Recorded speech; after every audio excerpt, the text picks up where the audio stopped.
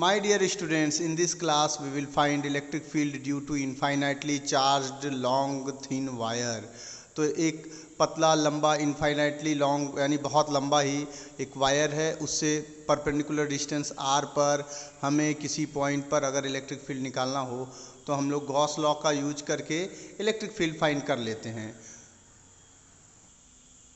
तो बच्चों मान लिया, देखिए जैसे ये एक वायर है, इस वायर का लीनियर चार्ज डेंसिटी यानी चार्ज पर यूनिट लेंथ हमने मान लिया लैम्डा है। मान लिया कि this long wire is charge with charge density of lambda coulomb per metre. तो बच्चों ये जो वायर है, इस वायर के लिए हमें एक गॉसियन सरफेस क्रिएट करना होगा। तो इस वायर के लिए सिमेट्रिक गॉसियन सरफेस होगा एक सिलेंडर। देखिए येलो लाइन से ये आपको सिलेंडर दिखाई जा रही है। तो बच्चों इस गॉसियन सरफेस का जो कि सिलिंड्रिकल है, इसके तीन सरफेसेस होंगे। पहला सरफेस S1 जो कर्व्ड सरफेस है, ये देखिए ऐसे जो कर्व्ड सरफेस होगा ये कहलाएगा आपका कर्व्ड सरफेस। इसका सरफेस जो है, इस सरफेस को नाम दिया हमने S1। इसी तरह से अपर फ्लैट सरफेस जो है उसको नाम दिया हमने S2 और लोअर फ्लैट सरफेस को हमने नाम दिया है S3। तो बच्चों बाइसिमेट्री ये जो लॉन्ग थिन वायर है, सपोज कर लिए अगर ये पॉजिटिवली चार्ज्ड है तो इस पॉजिटिवली चार्ज थिन वायर से किसी r डिस्टेंस का अगर हमने एक सिलेंडर बनाया है तो इस सिलेंडर के किसी पॉइंट पर अगर हम एक सरफेस एलिमेंट लेते हैं, एरिया एलिमेंट लेते हैं जो है ds1 वेक्टर, तो हम देखेंगे कि इलेक्ट्रिक फील्ड इस तरह से इस डायरेक्शन में होगी, इलेक्ट्रिक फील्ड E वेक्टर। तो बच्चों एक बात बताइए, क्या हम देख पा रहे हैं यहाँ पर कि एरिया वेक्टर ds1 और इलेक्ट्रिक फील्ड E दोनों एक दूसरे के डायरेक्शन में हैं, यानी इन दोनों के बीच का एंगल होगा 0 डिग्री। इसी तरह से बच्चों ये जो अपर फ्लैट सरफेस है, इस पर जो एरिया एलिमेंट है ये है आपका ds2 वेक्टर और इलेक्ट्रिक फील्ड यहाँ पर देखिए इस डायरेक्शन में है। तो इलेक्ट्रिक फील्ड E वेक्टर और ds2 के बीच का जो एंगल है वो है 90 डिग्री। इसी तरह से जो लोअर हमारा फ्लैट सरफेस है उस पर जो एरिया एलिमेंट है ds3 वेक्टर और इलेक्ट्रिक फील्ड E, इन दोनों के बीच का एंगल है 90 डिग्री। तो बच्चों हम लोग जानते हैं कि जो हमारा इलेक्ट्रिक फ्लक्स होता है, that net flux can be calculated by using phi c, यानी flux passing out through the curved surface. इस कर्व्ड सरफेस से कितना फ्लक्स पास हो रहा है, प्लस ये जो आपका फ्लैट सरफेस है, ये वाला जो फ्लैट सरफेस है, इस फ्लैट सरफेस से कितना फ्लक्स पास हो रहा है, और ये डाउनवर्ड जो फ्लैट सरफेस है उससे कितना फ्लक्स पास हो रहा है। अगर हम तीनों को ऐड कर दें तो नेट फ्लक्स हमारा हो जाएगा phi c plus flux passing through upper flat surface plus flux passing through the lower flat surface. तो बच्चों देखिए हम यहाँ पर फार्मूला लगा देंगे E dot ds1 curved surface से, फिर E डॉट ds2 अपर फ्लैट सरफेस से, फिर E dot ds3 lower flat surface से। तो बच्चों इस तरह से देखिएगा आप कि जो इलेक्ट्रिक फील्ड जो हमारा यहाँ पर जो इलेक्ट्रिक फील्ड और एरिया वेक्टर के बीच का जो एंगल है वो 0 डिग्री है। तो यहाँ होगा E ds1 cos 0 plus E ds2 cos 90 degree plus E ds3 into cos 90 degree. तो बच्चों cos 90 होता 0, तो ये वाला टर्म 0 हो जाएगा, ये वाला भी टर्म 0 हो जाएगा। सिर्फ बचेगा हमारा E ds1 cos 0 होता है 1, चूंकि E कांस्टेंट है तो वो इंटीग्रेशन से बाहर आ जाएगा और इंटीग्रेशन ds, तो E into area of curved surface. तो बच्चों यहाँ से आ गया phi is equal to E into curve surface area कितना हो जाएगा, सिलेंडर का कर्व सरफेस एरिया होता है 2 पाई RL, तो phi is equal to E into 2 pi RL।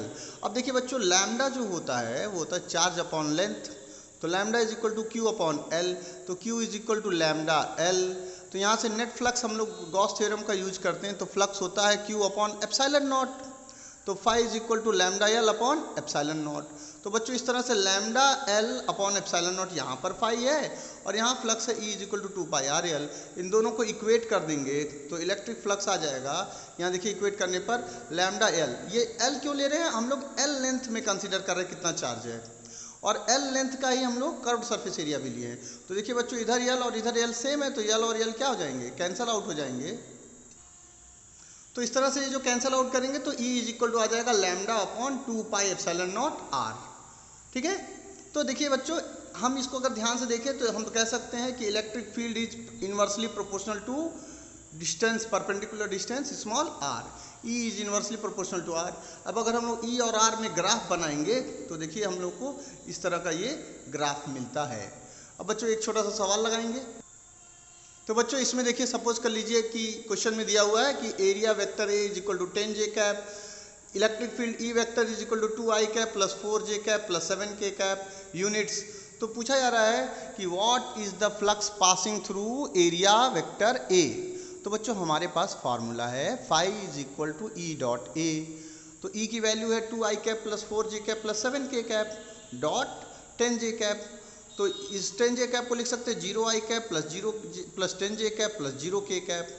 अब बच्चों अगर हम आपको फर्स्ट ईयर का डॉट प्रोडक्ट याद होगा, जब हम लोग क्लास 11th में डॉट प्रोडक्ट पढ़ते हैं तो हम देखते हैं आई का जो कोफिशिएंट है उसको आई से मल्टीप्लाई करते हैं, जे वाले कोफिशिएंट को जे वाले से मल्टीप्लाई करते हैं और के कोफिशिएंट को के कोफिशिएंट से मल्टीप्लाई करते हैं और बीच में जो साइन हो वो हम लोग लगा देते हैं।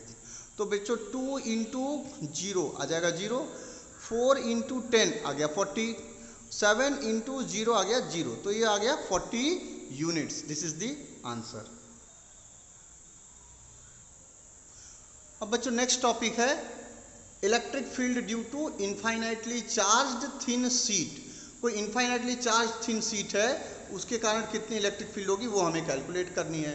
तो बच्चों सपोज कर लिया एक हमारे पास इस तरह की थिन शीट है जो कुछ ऐसे रखी हुई है, ऐसे रखी हुई है, इस तरह से रखी हुई है, ठीक है। और एक हमारे पास ये जो शीट है ये पॉजिटिवली चार्ज है, देखिए प्लस प्लस पॉजिटिवली चार्ज है सपोज कर लीजिए।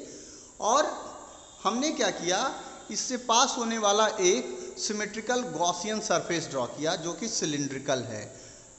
सपोज कीजिए कि एक सिलिंड्रिकल गॉसियन सरफेस है, इस तरह से देखिए, इस तरह से गॉसियन सरफेस है और हमारी सीट है ऐसे, हमारी सीट है ऐसे, सिलिंड्रिकल गॉसियन सरफेस है ऐसे।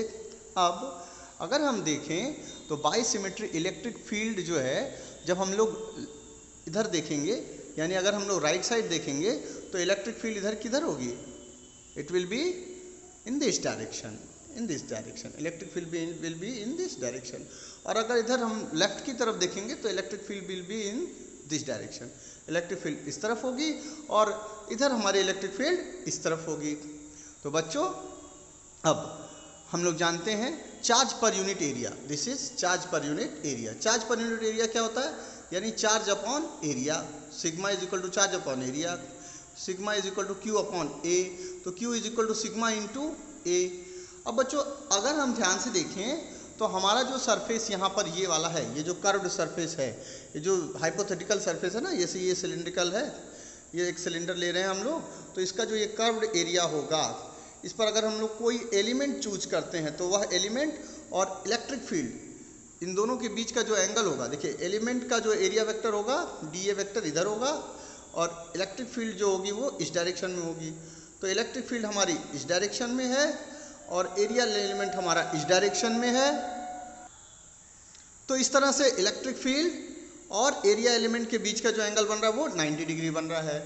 यानी ये जो सिलेंडर हमारा है, यानी ये जो सिलेंडर हमारा है और सिलिंड्रिकल सरफेस, गॉसियन सरफेस जो सिलिंड्रिकल है उसका जो कर्व्ड सरफेस है उस पर जो एरिया वेक्टर है वो इधर है और इलेक्ट्रिक फील्ड इधर है, तो इन दोनों के बीच का एंगल 90 डिग्री है। यानी कर्व्ड सरफेस से पास होने वाला फ्लक्स होगा 0। अभी हम लोग पिछले जब हम लोग डिराइव कर रहे थे electric field due to a infinitely charge long thin wire, वहाँ हमने देखा तो जिस तरह से, इसी तरह से यहाँ पर भी अगर एरिया एलिमेंट और इलेक्ट्रिक फील्ड के बीच का एंगल जो है 90 डिग्री हो जा रहा है, इसलिए electric flux through the curved surface of the hypothetical Gaussian surface is 0।